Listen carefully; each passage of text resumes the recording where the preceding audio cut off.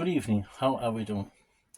I'm here this evening. Well, I'm here every evening, but I'm going to tell you little stories. A bit of, I don't know if you know folklore and mystic stuff and all that kind of stuff from our way back ancestry past, back nearly to the fairies. But going back years, it was a man called Finn McCool, and he ruled Ulster. So then he sent his son down south to start recruiting people, taking villages and making it their own. So off he went anyway, and he came down, and one day he was out by the lakes in Killarney, and as he was going around, who did he see? Only this beautiful bird in a white horse, lovely golden hair, this absolute Neve was on him. So Neve saw him anyway, and straight away she fell in love with him, and she just wanted to be together forever. So after chatting for a while anyway, he decided yes, but didn't she explain to him that she wasn't of this world, that she comes from a place called Tirnanog, a place where no one grows old, and that she would have to go back with him there. So he looked around and he said, "Do you want something?" "Yeah, that's what we'll do." So off he went to the hospital anyway and disappeared. So after about 3 years, by the way, Tirnanog is under a lake in Killarney, Bay Lake. But anyway, after 3 years anyway, he was getting lonely, and he said, "I want to go back." He says, "I want to go back in home." But she says, "You can't go back, because she says, you think you're here 3 years, but she says 300 years have gone." So she said, "You go back."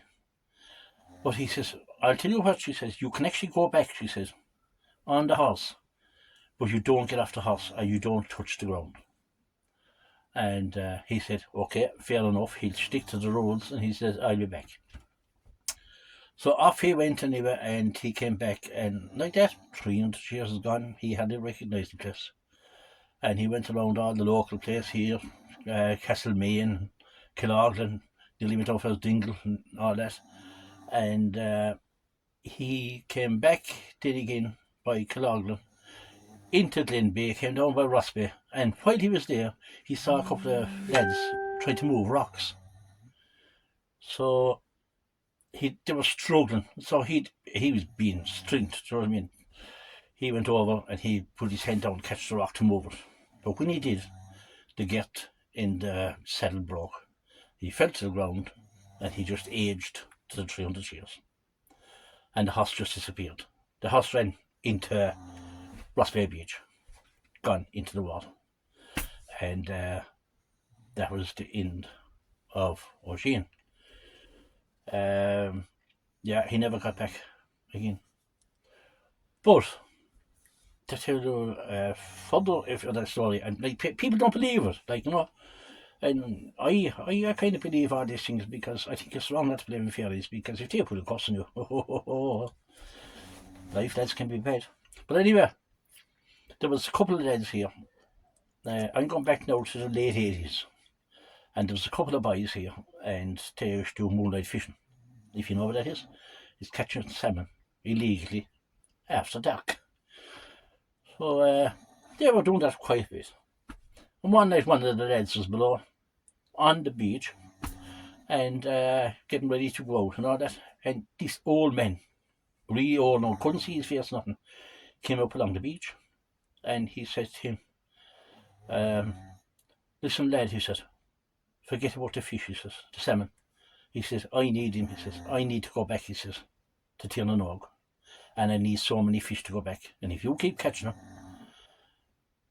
I can't get back." So he turns around and he says to the old man, but he says, "I need to make money." And the old man says to him, "I'll tell you what you do," he says. "Go up to the post office in the morning," he says, "and do a thing called, it's a new thing out called the lotto. Do the lotto," he says. And he says, "You won't want for a bob." So at that stage, he got frightened, and he headed back up to the pub.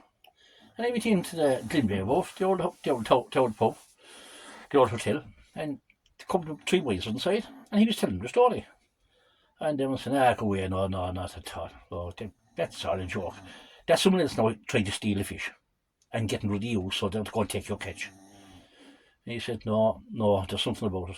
So they decided anyway to do the latter together. So the four of them chipped in, bought a ticket, and lo and behold, a week after, Jim was going into, he had 50 at the time, and he was going in to get petrol for the bike. And he put his hand in his pocket and he said he checked the ticket. It was about 2 million. Back now, that was late 80s. So they had 500,000 each. And all that came from the man in the lake. So, I'll tell you lads, I'll be here now here. We're down here tonight now, and I'm looking over the White House. So, there you go. But will he come and tell me, give me the lot of numbers? No. Life be too easy. But that's a fact. That is a fact. You got the lotto ticket and they won 2 million. And they never went back and caught a fish again. Whether the old man has been seen since, I don't know. But that's the story for the moment. And different place we go. There's an awful lot of folklore around here. Like, there's a fairly trail here, and we did it there this morning. I've done it before, but it's just fantastic. There's so many mythical things around here. And I love something like that, suspense, ghosts and all that. Like, we've a ghost at home. The wife, she doesn't like him at all, but I think he's a grandfather. Because when we moved into the house 6 years ago, the first thing, as you know, when you move into the house first, you don't have much. The first night we went in, my pint glass for Guinness was missing. You know you can't drink Guinness without a pint glass. That went missing. A plate, a fork, a knife and a spoon. And don't believe me, ask my wife that's a fact. And I can hear the whole lead howling around the house there at night, 3 o'clock in the morning, he coughing and everything. Maybe he's choking on my Guinness. Anyway, that's my story for now. So we will be back again with another one soon. Take care.